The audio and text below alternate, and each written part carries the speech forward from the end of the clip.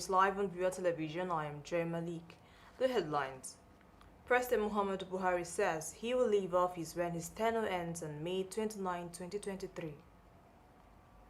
The President, African Development Bank, Dr. Akinwumi Adesina, says the bank is targeting to create 25 billion new jobs by 2025. Plus, Libya welcomes tourists to the historic oasis town of Kandamis deep in the desert. Now, President Muhammadu Buhari said that he will leave office when his tenure ends May 29, 2023. A statement signed by the Senior Special Assistant to the President on Media and Publicity, Gabriel Shehu, on Friday says President Muhammadu Buhari has warned against campaigns for tenure extension, saying he swore to serve in accordance with the Constitution. Now, the President said this at a meeting in Macau with a select group of Nigerian residents in the Kingdom of Saudi Arabia, where he just ended a visit. The presidential aide said the president also promised to provide support to increase the role of technology in the nation's election, urging that the introduction of the card reader and electronic register is God's answer to his prayers, having been cheated of his victory in 3 previous elections. The president also said he will continue to abide by the Constitution in all its ramifications, adding that he will at all times supervise and deal with his ministers on the same basis.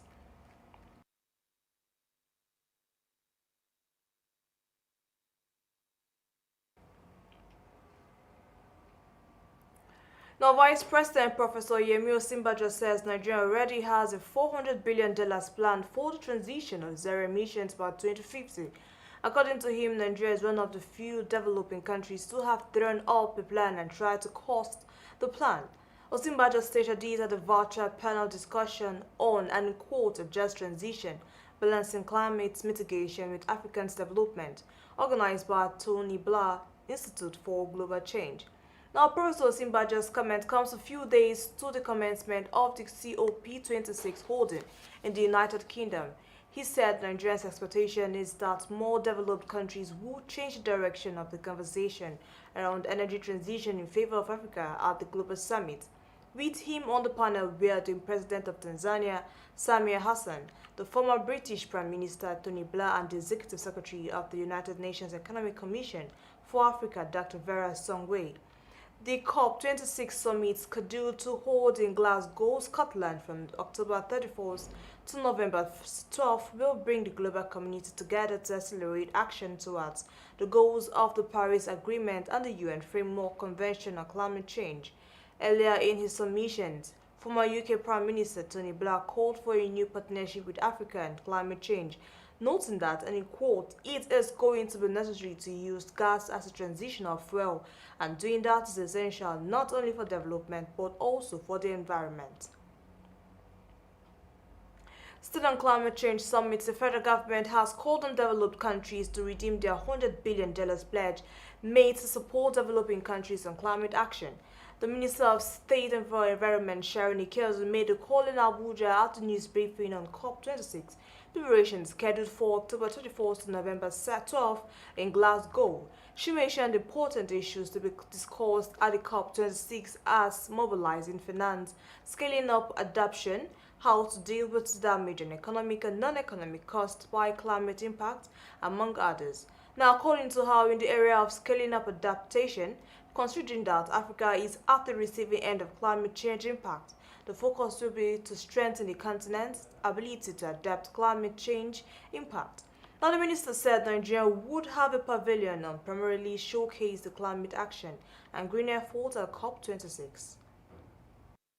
Including President Joe Biden's pledge to double U.S. climate change finance, have brought developed countries closer to honoring this pledge. However, we need more to be done to restore credibility and strengthen trust between developing countries and developed nations. Another area of interest to Nigeria is scaling up adaptation. Considering that Africa is at the receiving end of climate change, our focus will be to strengthen our ability to adapt to climate change impacts. Also, another element for discussions at COP26 is the question of how to deal with economic and non-economic harms caused by climate change impacts, which cannot be avoided through adaptation or mitigation.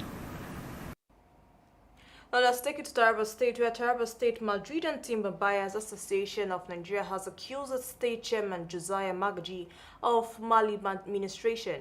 The association, in a statement by its board members, says it is dissatisfied with the leadership style of the state chairman Josiah Magaji.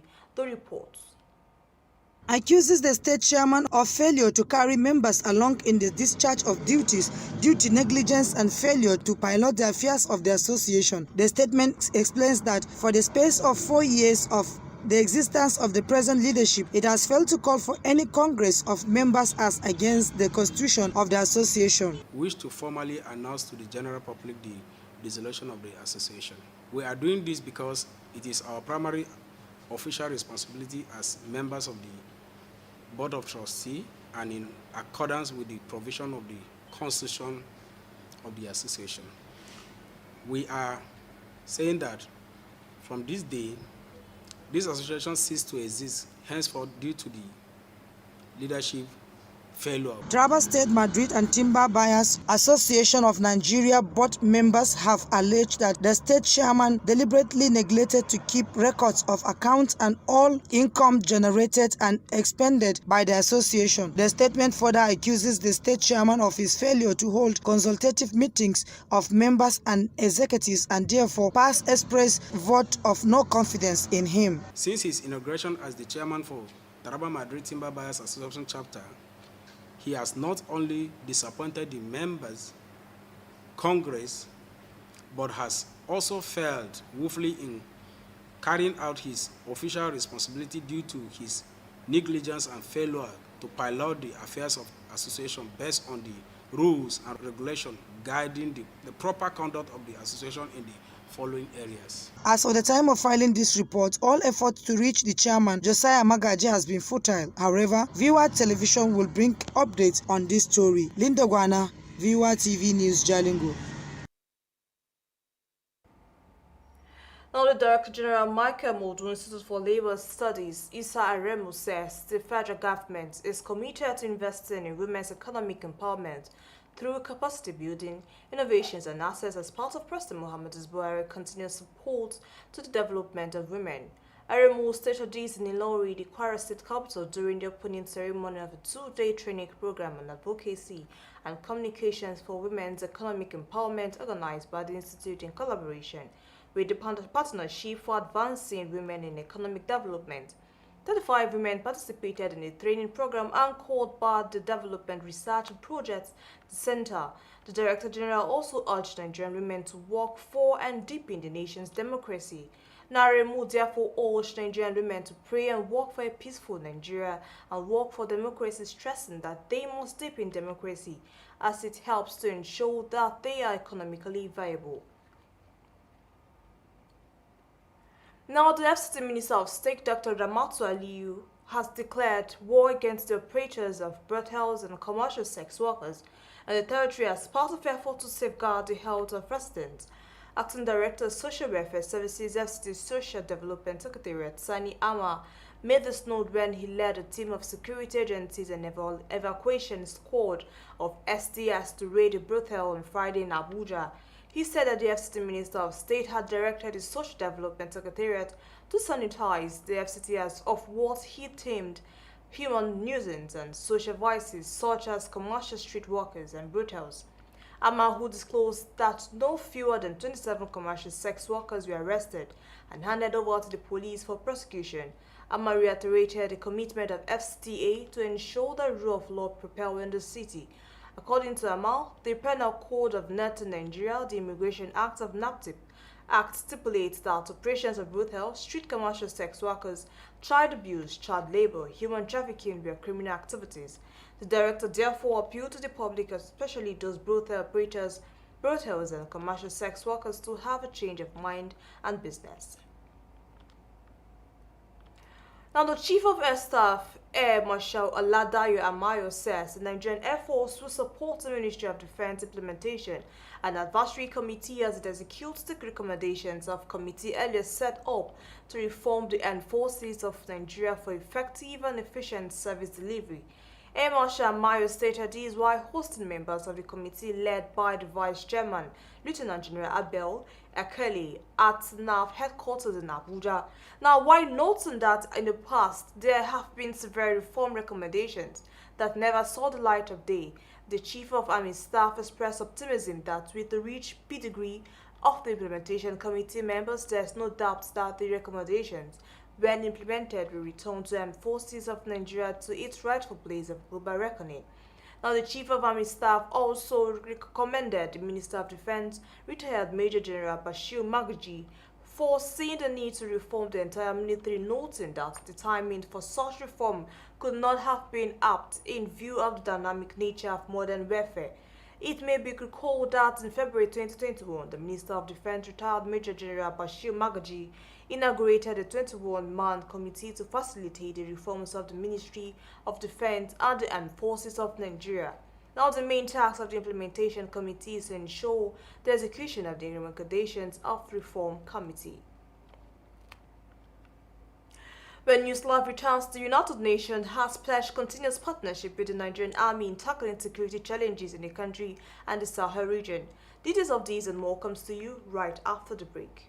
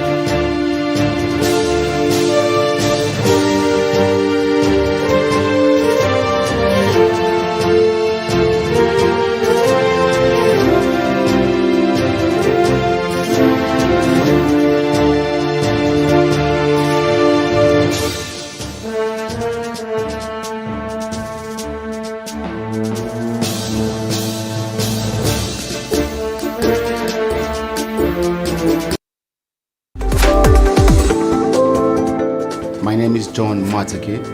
First of all, you being a news anchor, you have to be in the news. When I mean in the news, you have to read the news like a book. You have to understand the stories, and of course, you have to prepare your mind, because there are a lot of stories that when you read, they are actually so shaking. So from the editor to the reporter to the scripter and so many other people working, it has been a wonderful thing. You juggling up and down, meeting different people, sharing ideas on how to actually put this wonderful piece of work to the public. It has been a wonderful experience. And you get to hear stories that are actually so shaking. It takes a lot for you to be able to understand or absorb some of the frightening news you read. And of course, it opens your mind for you to understand that there is a lot that needs to be done in the part of the government and the problems of the masses.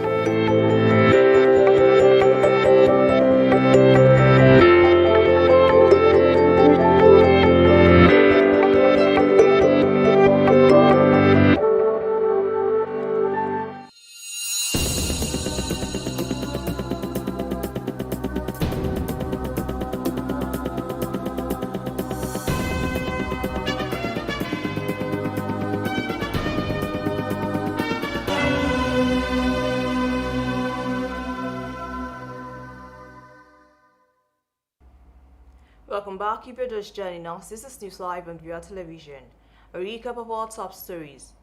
President Muhammadu Buhari says he will leave office when his tenure ends on May 29, 2023.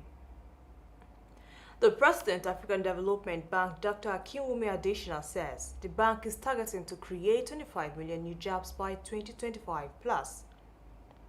Libya welcomes tourists to the historic oasis town of Gandamas deep in the desert. Now, Philip Dashun, Deputy Majority APC Pakshin, not at the sitting which had 14 members in attendance, moved a motion for the suspension of 6 of the 8 members that carried out what he described as an illegal impeachment. Now, Dashun said that the Constitution of the Federal Republic of Nigeria, Section 92, subsection 2C stipulates a straightforward procedure on how to impeach a speaker or a deputy speaker. The deputy majority leader, who is also the House Committee Chairperson on Information and Communication, says members who allegedly impeached the speaker did not follow procedures. He noted that the members did not form a quorum to sit and did not have a 2/3 majority required by law to impeach a speaker. Now, Dashun's motion was seconded by Peter Gandag, PDP Banking Ladi minority leader of the Assembly. Dashun also moved a motion of vote confidence to be passed on Abba Kayuba as the authentic Speaker of the 9th Plateau State House Assembly. He challenged those who claimed to have collected 16 signatures required by law to impeach the Speaker to make the document public. The motion was again seconded by Gandag, confirming the lawmakers' support for Ayuba. Now, the People's Democratic Party Governors Forum has said it is working on achieving consensus candidates in all elected positions at the party's national convention scheduled for Saturday.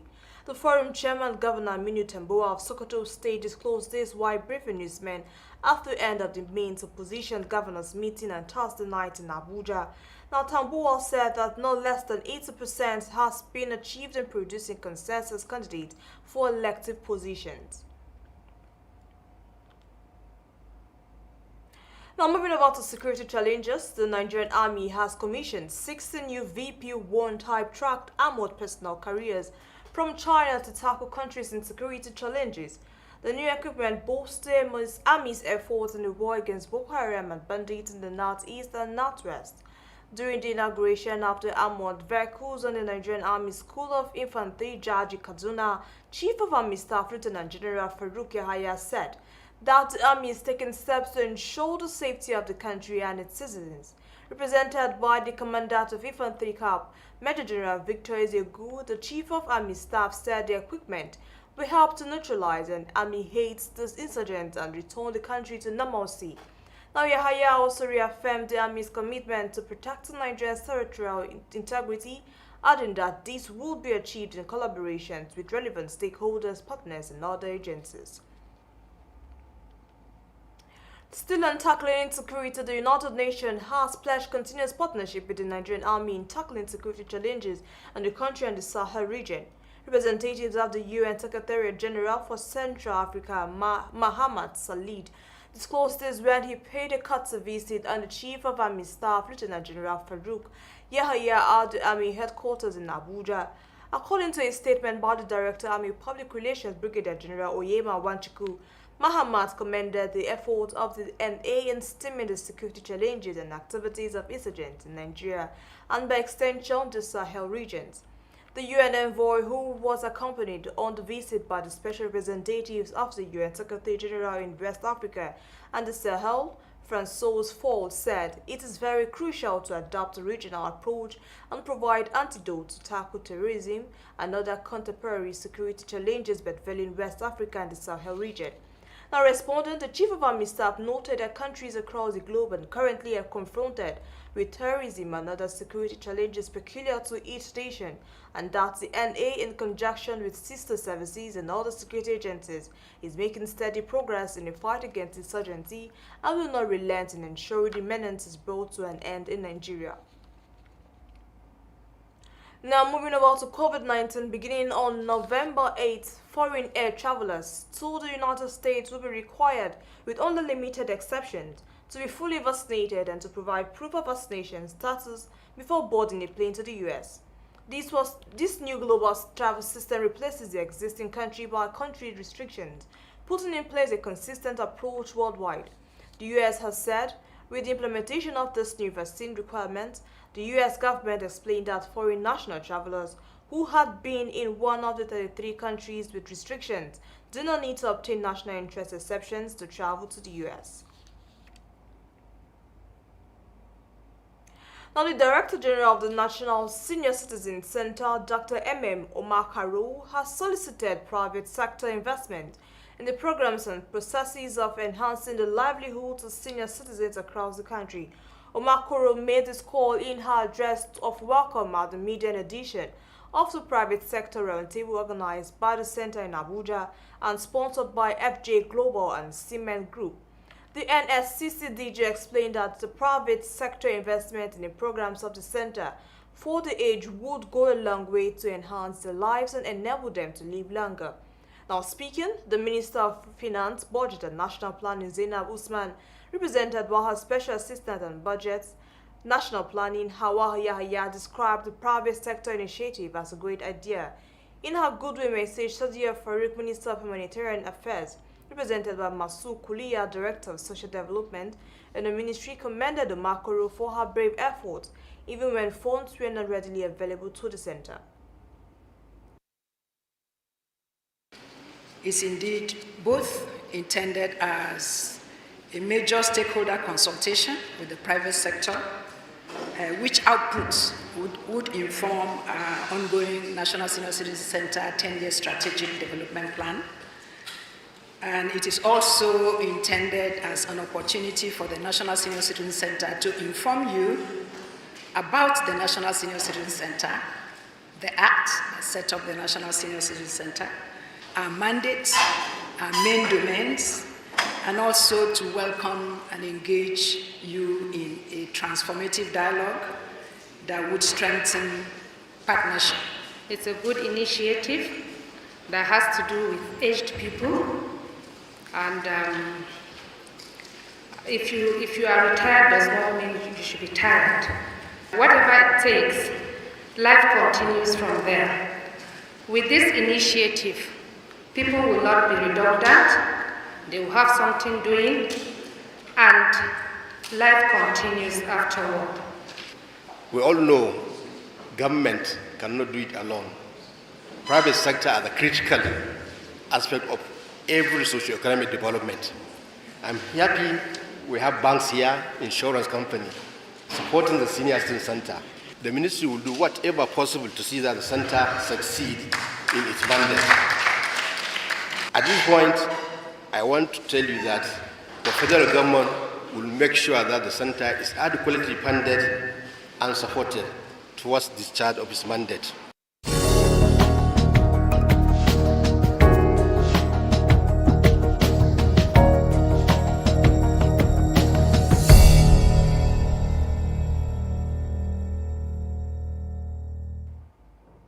Now let's take a look at what's happening in the world of business. The president of African Development Bank, Dr. Akumi Adesina, says the bank is targeting to create 25 million new jobs by 2025. Adesina said this when he delivered a lecture on social media, national security and social change, bridging the gap for development in Africa. In Lagos, according to his statement issued by the bank on a Friday in Abuja, Adesina underscored the enormous potential that Nigeria has for attracting global digital equipment and financial services. Now, Adesina also adds that the bank is investing heavily in quality infrastructure to transform the backbone of Africa's technological revolution. The AFDP boss stressed that Nigeria could be a key player in developing Africa's technological enterprises. Now, moving over to gas hike, the pump price of automotive gas oil, also known as diesel, may rise further as the Major Oil Marketers Association of Nigeria says its landing cost has increased to 336.45 per litre. On October 7th, fuel marketers had increased the price of diesel to 320 naira per litre as a further rise in global oil prices and further depreciation pushed up the cost of imported fuel into the country. Also, Thursday, the price of diesel had been increased to 325 to 330 naira per litre at several filling stations in Lagos from 303 to 320 naira per litre 3 weeks ago. Now, the price of diesel, which is not regulated by the government, has soared by over 46% so far this year from an average price of 225 naira per litre in January. And the price of crude oil accounts for a large chunk of the final cost of petroleum products, and the recent increase in oil prices means that the landing cost of imported fuel will rise. The international oil benchmark Brent crude rose above $86 per barrel on Monday, but fell to $84.4 per barrel as of 7:30 p.m. Thursday time. Now, the eNaira Speed Wallet app is back on Google's Store 24 hours after its sudden disappearance.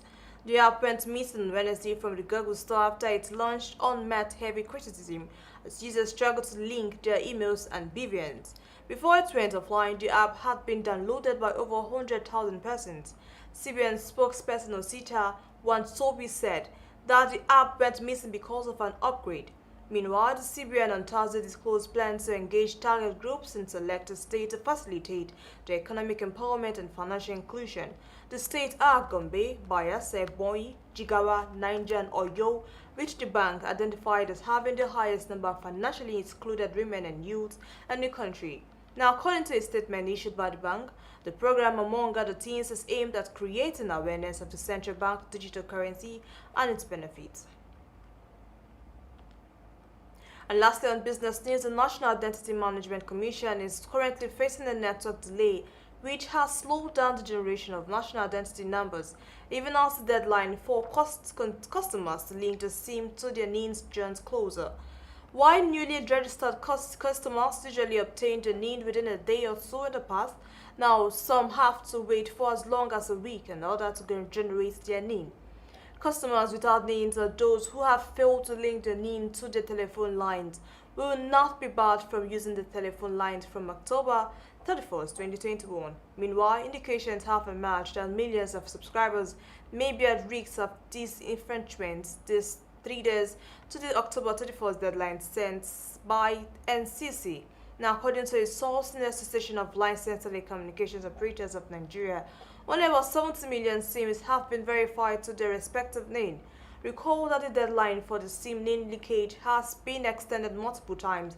However, the NCC has urged Nigerians to take the extension deadline seriously.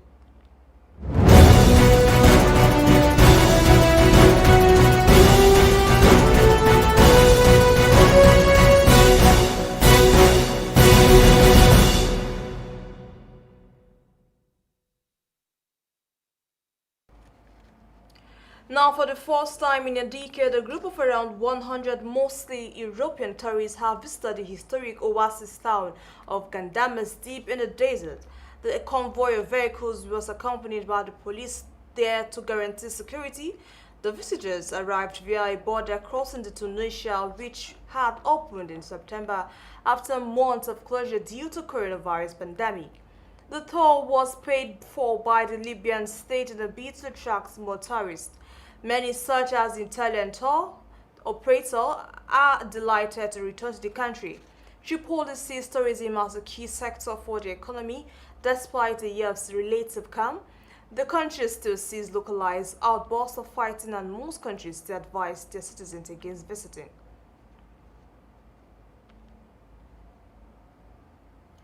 Now, Israel said Friday it hopes to reach zero greenhouse gas emissions by 2050 as thousands of protesters gathered at Tel Aviv to demand action ahead of next week's UN Summit to Climate Change. As a small country, Israel contributes little to global warming, but officials say it has much to offer the world in terms of green technologies. Israel, which has already had to adapt to life in a parched region, is widely considered a world leader in areas such as solar energy storage, sustainable protein alternative, agricultural technology, and desalination. Prime Minister Naftali Bennett announced the pledge in a statement Friday, saying it was a continuation of efforts already underway to combat climate change. International officials will meet in Scotland from Sunday to try to accelerate efforts to curb climate change, with more than one world leader saying humanity's future is at stake. 6 years after the historic Paris Climate Agreement, carbon pollution from coal, oil and natural gas is increasing, not falling. Now, lastly, Iran and world powers are trying to agree on a date for the resumption of nuclear talks in Vienna as soon as possible, as UN spokesperson said on Friday.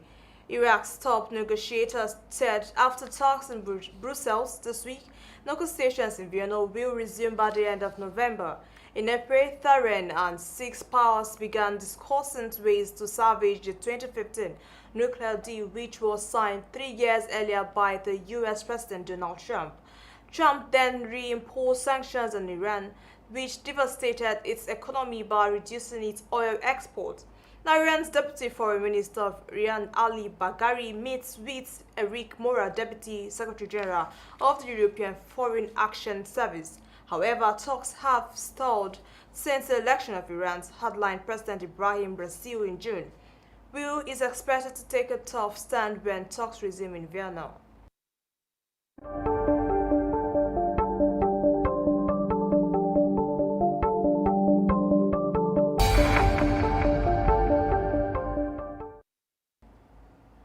And that's all we can take on NEWSLIVE, but before we go, recap of the headlines.